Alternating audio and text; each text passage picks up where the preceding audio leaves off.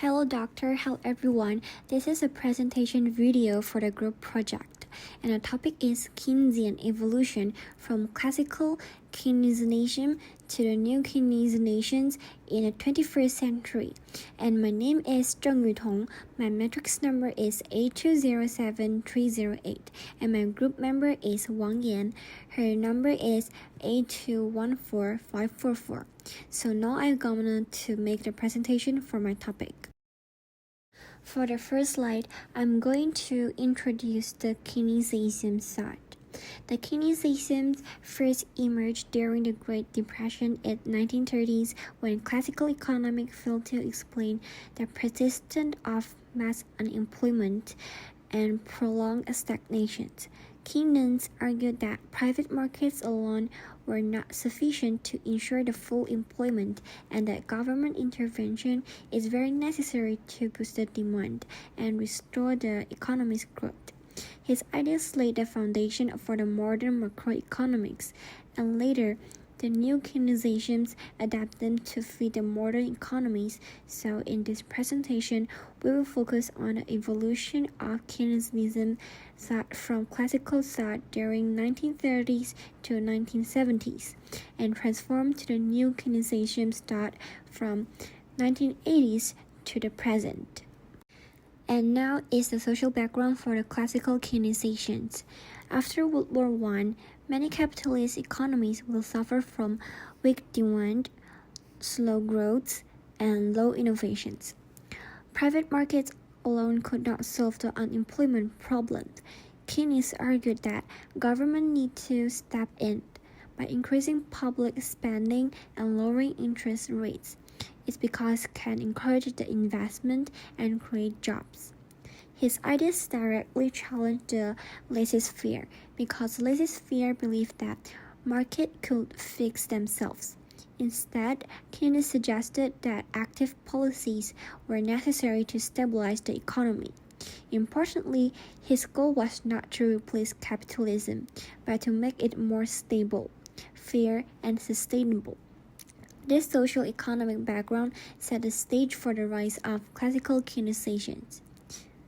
For the key tenets of classical Keynesians, it can be summarized in several important points. The first one, macroeconomic emphasis. It shifted the focus of economics from individual markets and micro-level behavior to the broader picture of macroeconomics, dealing with output, employment, and national income. Secondly, it's a demand orientation. Keynesian theory was fundamentally demand-oriented. It stressed that aggregate demand is the main driving force of production and employment, rather than just supply-side factors. The third one is instability in the economy. Keynesians argued that the economy is not naturally stable.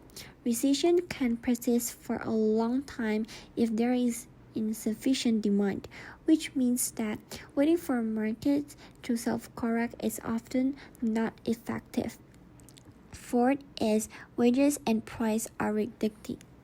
Because of these rigidities, active fiscal and monetary policies are essential. Governments should increase spending or adjust interest rates to stimulate demand and stabilize the economy when it falls into recession. Finally, Keynes introduced the concept of the marginal propensity to consume. It's also called MPC. This idea shows that when people spend a larger share of their income, government spending produces a stronger multiplier effect, leading to a greater boost in overall economic activity. Together, these principles provided a new framework for us to understanding and engaging the modern economies. And now is the criticism and transition to new Keynesian. Classical Keynesian, while very influential, also faced strong criticism. One major weakness was that it largely ignored the problem of inflation and supply-side factors. This became very clear during the 1970s when many economies experienced stagflation. high inflation together with high unemployment. This situation directly challenged the validity of Keynesian policies, since they could not easily explain or solve stagflation. At the same time, monetarists such as Milton Friedman argued that fiscal stimulus was not the right solution. Instead, by this, they promoted strict control of the money supply, believing that inflation is always a monetary phenomenon. This criticism led to a shift in economic thinking. Economists began to focus again on macro foundations and rational expectation, which emphasizes how individual decisions shape the whole economy. Out of this intellectual debate, new Keynesian emerged. And the new Keynesian tried to integrate the strengths of Keynesian demand management with modern microeconomics.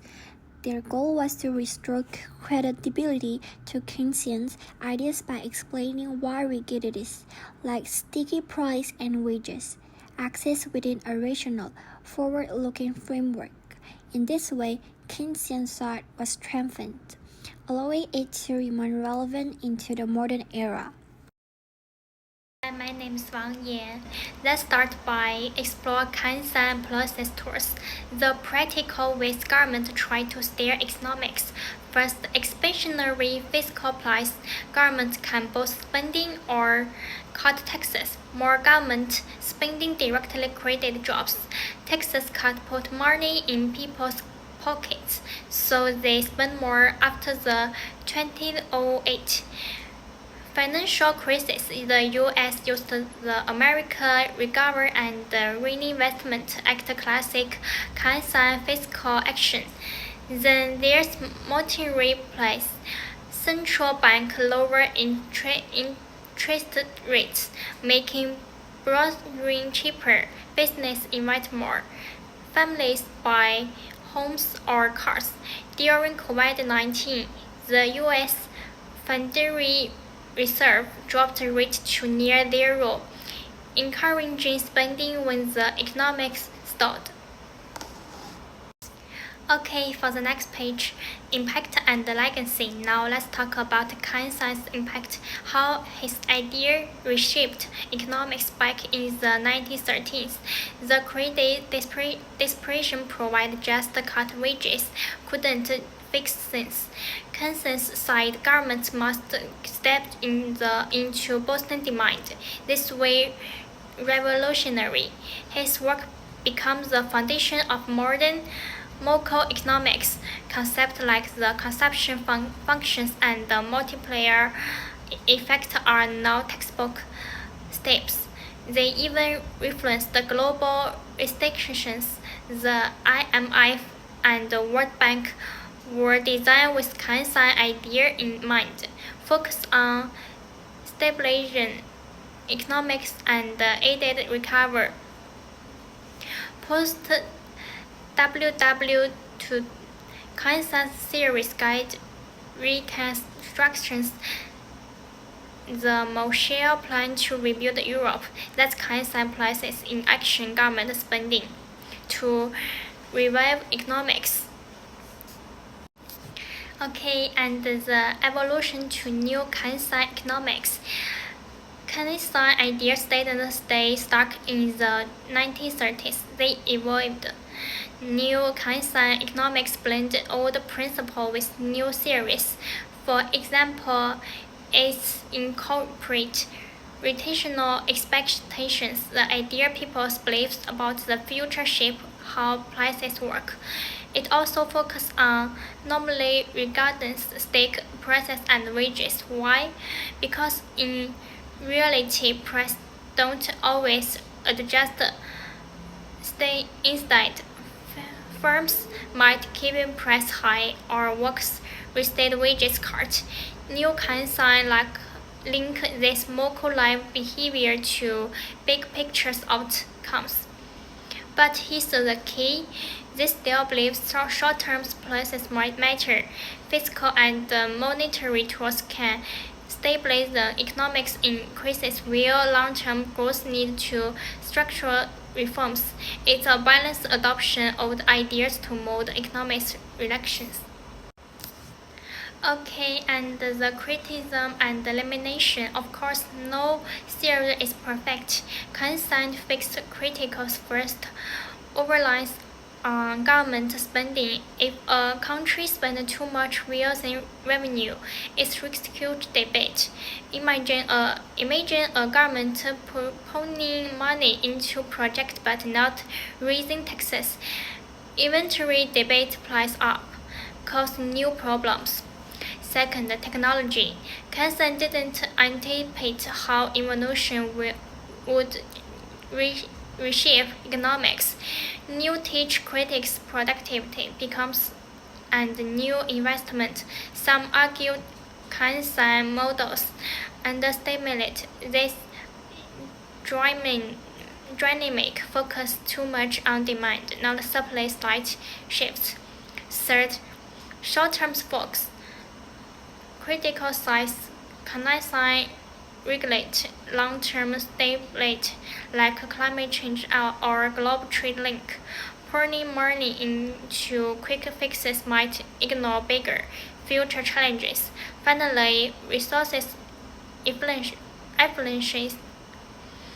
Not all government spending is smart. Some projects create jobs but have low productivity, waste money, and the cost of stimulus is a risk. Good intent but maybe poor execution. And the conclusion, so where do we stay with cancer today? Its evolution adapted to crises like COVID-19, where governments again used the fiscal and monetary tools to propel upper economics. The key takeaway, flexibility. Cancer ideas teach us one-size-fits-all processes don't work. A country in recession needs different tools than one with high inflation. Adoption is everything. Long-term cancer principle still shape big debates. Sustainability, development, welfare systems, global corruption, love it or critical it.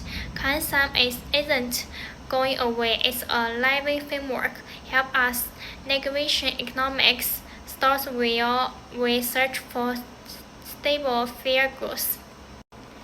Okay, for the next page is our reference. Okay, thank you. Let's keep in debating, adopting, and learning, just like Kaizen would have.